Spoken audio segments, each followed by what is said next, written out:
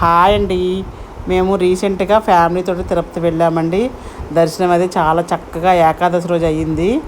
ఆ తర్వాత next day మేము సేవా సదన్ బ్యాక్ సైడు నాగతీర్థం అనే ఒక ఏరియా ఉంటుందండి. ఇదంతా ఆ ఏరియా అన్నమాట. చాలా ప్రజలు ఎవ్వరూ కూడా తిరగరు, మనుషులు ఎవరూ కూడా పెద్దగా వెళ్ళరు, ఏదో విజిటర్స్ చూసి రావటమే.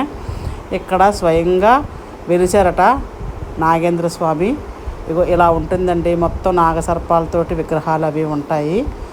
ఇదంతా ఆ నాగ సర్పాలు తిరిగే ఏరియా అన్నమాట.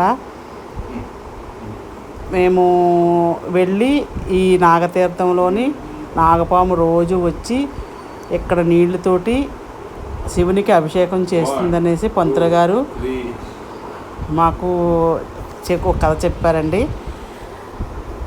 ఇలా లోపలికి వెళ్తే అక్కడ ఒక గుహ కూడా కనబడుతుందండి. ఆ గుహ లోపల పంతులు గారు రోజు పాలు పెడతారంట. ఇది శివలింగం అండి. ఈ శివలింగానికి రోజు వచ్చి అభిషేకం చేస్తుందంట.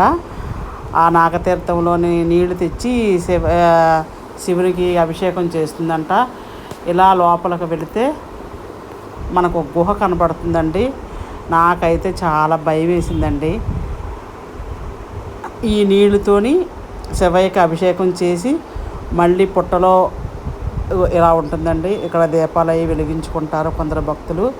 ఇలా లోపలికి వెళితే అక్కడ లోపల ఒక గుహ ఉంటుందండి. ఇలా వెళుతున్నాను.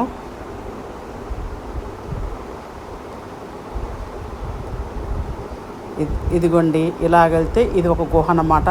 లోపల నాగపాములు అవి ఉంటుందంట. నాకైతే చాలా భయం వేసిందండి. వెంటనే వచ్చేసాను అనమాట. వచ్చి ఇక్కడ ఎవరో జనసంచారం పెద్దగా ఉండదు. ఇది నాగదేవతకి ఒక కట్టడంలాగా కట్టారు. మీ ఫ్యామిలీతో ఈసారి వెళ్తే తప్పకుండా విజిట్ చేయండి.